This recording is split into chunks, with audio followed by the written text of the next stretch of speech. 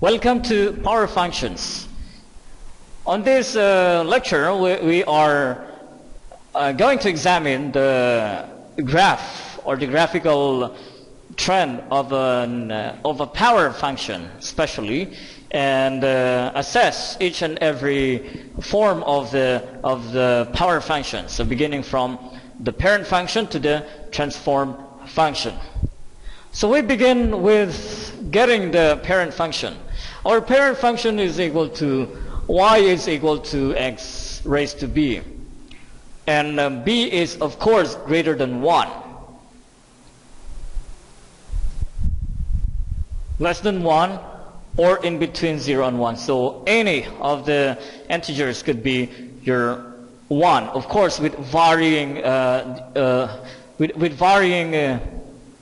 effect on the parent function.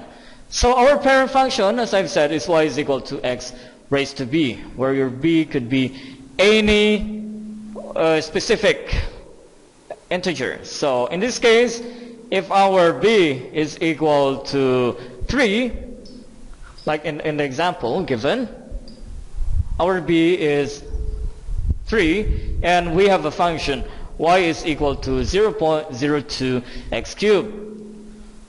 And on the second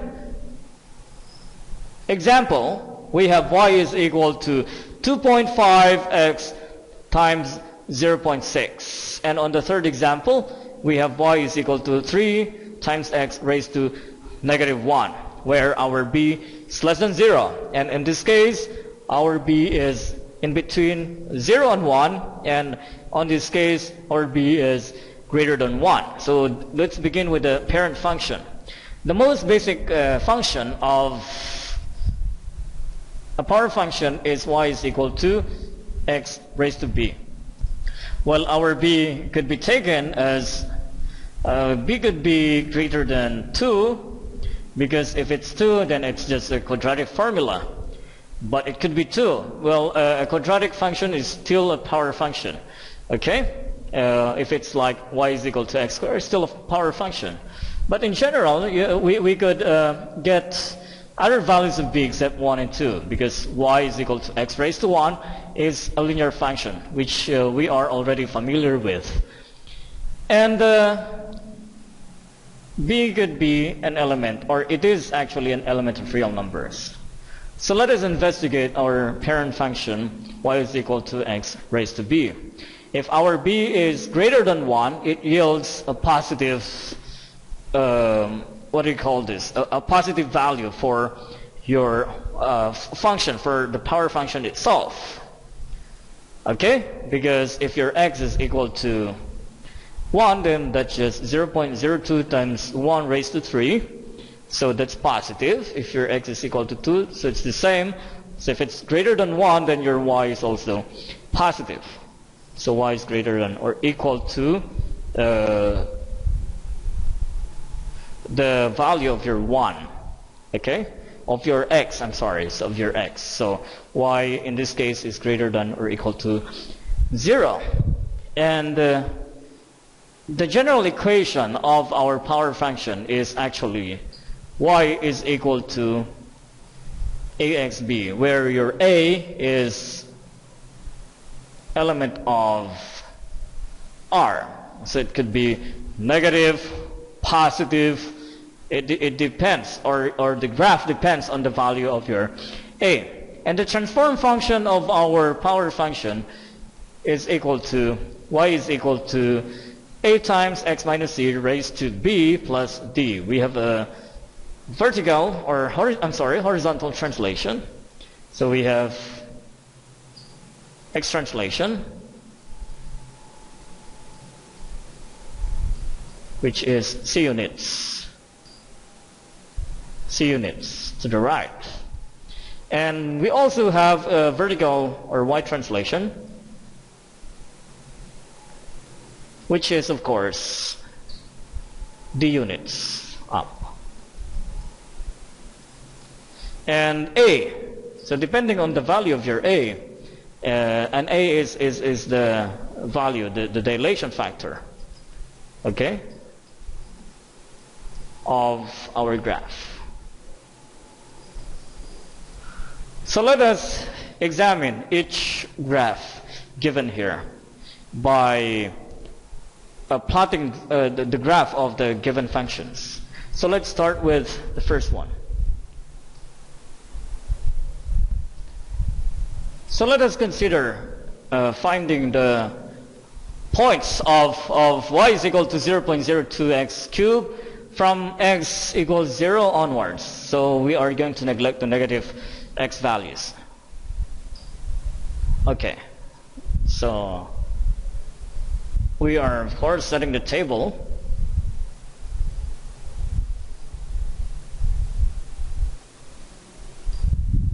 And setting our independent and dependent values. So we have x is the independent values and y is equal to our dependent values.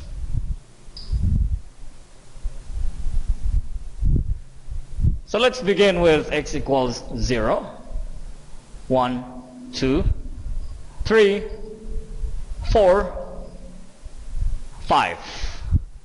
And put them into the equation. So we need a calculator, of course, and we also need these grid lines. So where is the calculator? Okay, we need our calculator for this type of problem. Our equation is, let us take these grid lines for a while. So 0.002x cubed. Y equals 0.002x cubed. If our x is 0, then definitely this would be 0 also. Because if x is 0, 0 times any number is just 0. If it's x is equal to 1, then we would have the value of the numerical coefficient. So we have 0.002. If our x is 2, that's when the transformation begins. So we have 2 raised to 3 is 8. 8 times 0.002, 0.002. Okay, I'm having 3 zeros now. 0.002 times 8 is equal to 0.016. So 0.016. If it's 3, so 3 times 3 times 3, or 3 raised to 3, is 27, times 0.002. So it's 0.054. If it's 4, then 4 raised to 3 is 64. So 64 times 0.002, it will give you 0.0128. 0.0128. And if it's 5, so 5 raised to 3 is just 125. So 125 times 0.002. Okay, 125 times, okay, 0.002 times 125 equals 0.25. Okay, let me take the calculator out. And let us have the grid lines again. And of course, let us arrange this line here. So we're just going to arrange a line. But no need, okay? That is quite the most accurate position of that line. So we have x is equal to 0, 1, 2, 3, 4, and 5. And for our y, let's take each grid as, let's say, 0.02. So 0.02 or 0.02. Okay, I need another color.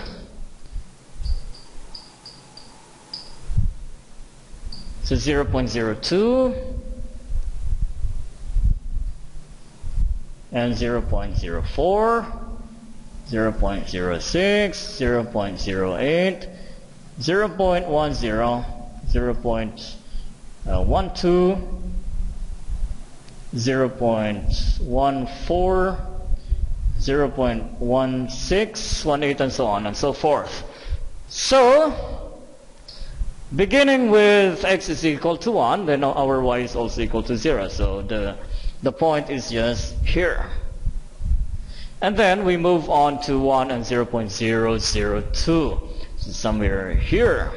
And then we move on to x is equal to 2 and 0.016. So it should be nearly touching our 0.02 scale. And we have 0.054 for I think there's something missing here in the 3. So if x is 3, then that's 27. 27 times 0.02. Let me check it. I have a scientific calculator here. Times 0.002. It will be 0.054. That's what I see. Okay. So this is 0.0054. Okay.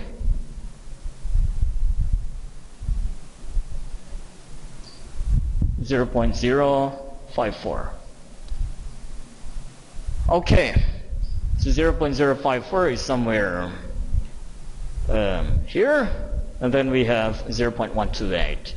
So it should be somewhere here, and then the last one is somewhere there. Let's say somewhere there. Okay, now let us go to graphing or plotting the points. So by drawing a curve. I'm connecting the curve now, and my curve tells me that it's like that. So it opens up. So its concavity is upwards. So it's concave up.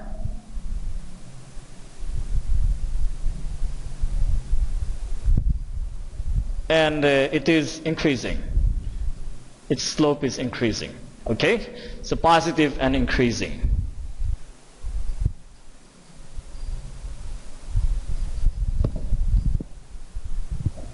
Therefore, what can we notice about here? This is our B. Okay? What do we notice about B? So if B is greater than 1, then your graph would most likely go like that. Okay? It would go like that. Okay? So it's concave up, and it is positive and increasing. Now let us investigate the second graph to the right of that graph, the one I did. So the one we just saw, and I'm going to investigate another graph which is to the left of that. So I'm going to use another table.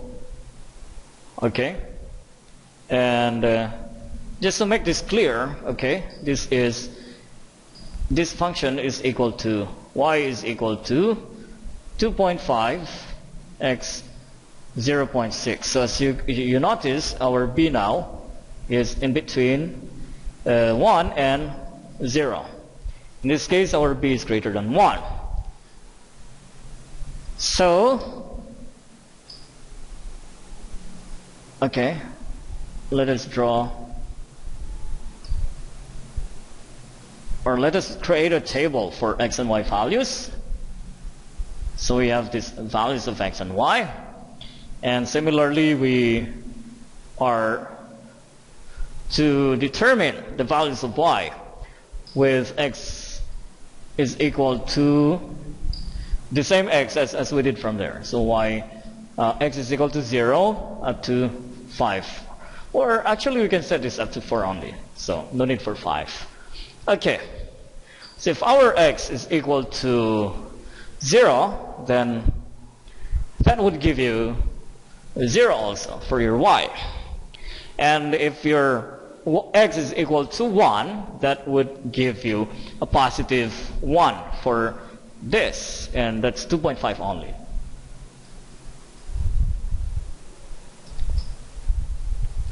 So that's 2.5. If your x is equal to 2, so that makes it 2.5 times 2 raised to 0.6. And 2 raised to 0.6 is equal to 1.515. If you have a scientific calculator, you can do it along with me. So 1.5157 times 2.5. So it would give us 3.79, or just let's say 3.8. If our x is equal to 3, so we have 3 raised to 0.6, that will give us 1.933 times 2.5. So it will give us 4.8. And lastly, if we have 4, so that's 4 raised to 0.6, which will give us 2.30 approximately times 2.5. It will give us 5.7.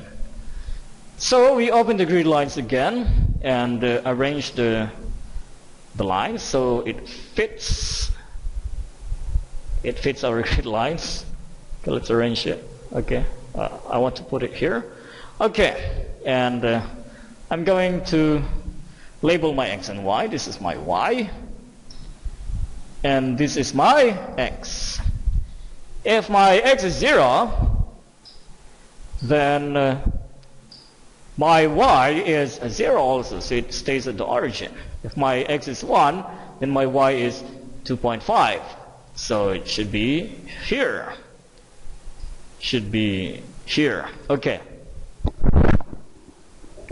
If my x is 2, then my y is 3.8. So 1, 2, 3. 3.8 is somewhere here. And if my x is 3, then it's y is equal to 4.8. 1, 2, 3, 4.8. So it should be somewhere here. And 4, it's 5.7. So it's like they're increasing by 1. Okay. Now I'm going to graph or connect all of the points to see what happens. So from, of course it has to, okay. Wait, I need a more accurate graph. Okay, so this is more accurate than the one I did. Okay, our graph is going like that.